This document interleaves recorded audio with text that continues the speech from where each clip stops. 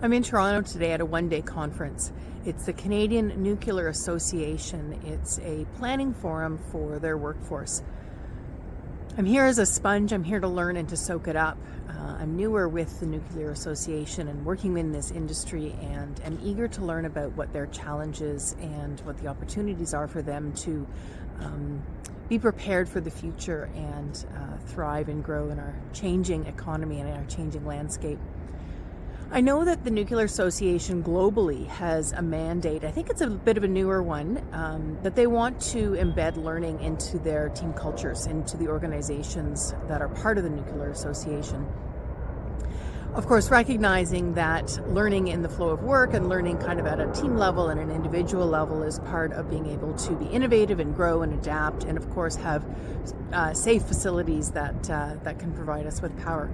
So I'm here to learn, and I'm eager to hear what challenges they face and how learning is going to form part of their culture and part of their future.